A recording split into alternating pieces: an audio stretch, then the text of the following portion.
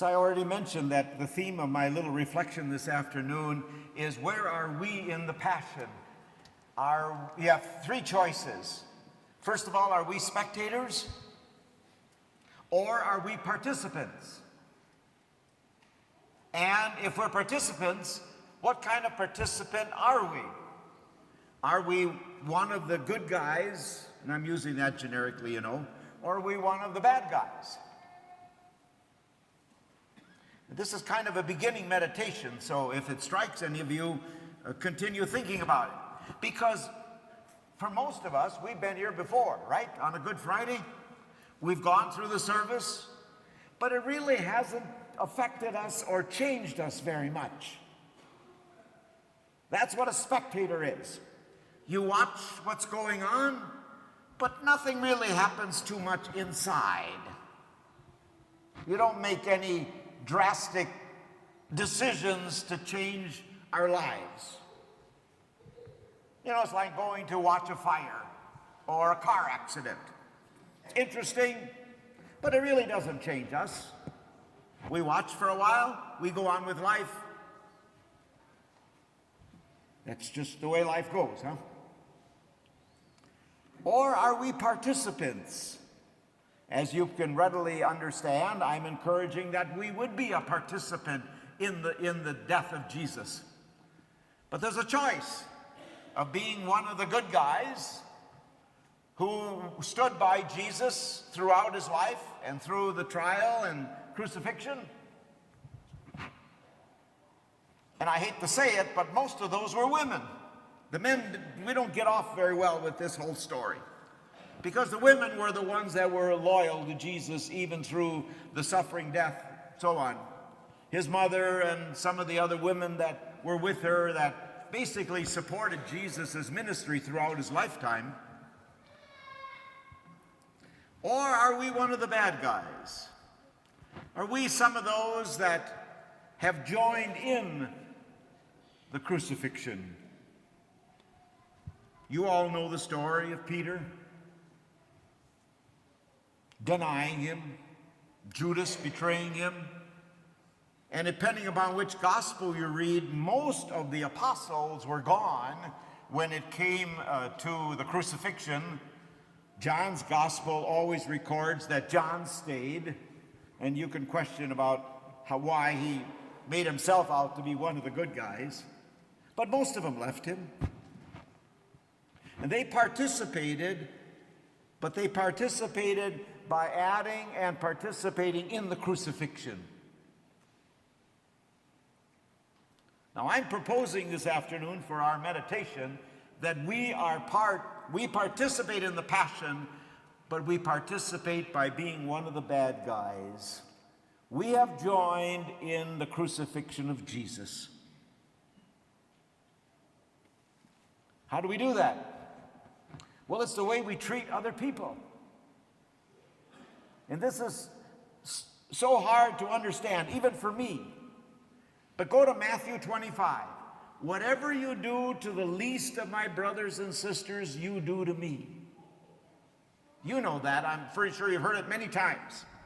So that means, and if you've done any spiritual reading, you've all read that we're supposed to see the face of Christ in every other person. And again, I don't know if you're like I am, but that's so hard to understand. I don't get it yet. But that's what Matthew 25 says. Whatever you do to the least of my brothers and sisters, you do to me. And I think that's the way we participate in the Passion, in the crucifixion. So, what do I mean? The next time that you're mean to somebody, in whatever form that might take, think about, I'm doing this to Jesus. The next time you get in an argument with your spouse, or a co-worker, or with your children, or your neighbors, think about it. I'm doing this to Christ. When the next time you cut somebody off in traffic, or getting out of the parking lot, you get impatient with somebody who wants to make a left turn, you know that whole thing.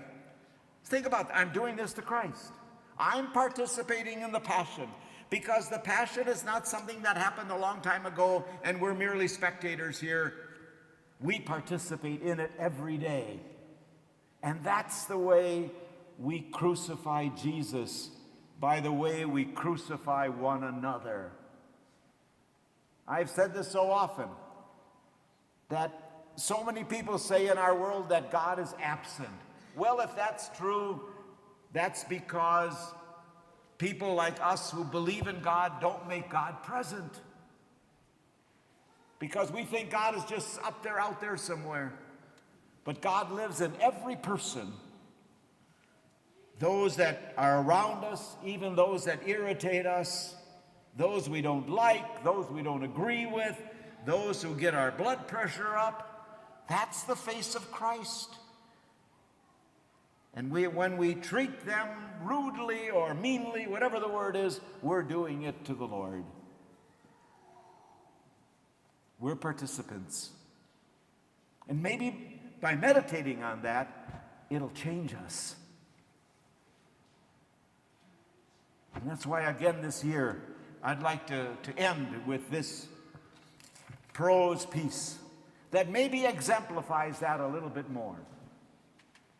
To crucify, to provide no place to live, to kick out of my group, to kill by my words and actions, to ignore the powerless in our society, to withhold forgiveness, to hoard my possessions, to not wish others well, to not want in my neighborhood, to hit, to be politically correct, to crucify, to despair of, to waste our energy resources, to try to get even, to start arguments, to abuse myself or others, to give in to my addictions, to add to another's burdens, to pay an unjust wage, to judge by looks, race, or color, to refuse to carry my cross, to crucify, to become involved in cheating or crime, to encourage delinquency, to shout and yell, to tear down another's reputation, to intimidate, to lie, to refuse to listen, to control, to destroy what belongs to others, to pity myself, to open up my arms in love and die, to crucify.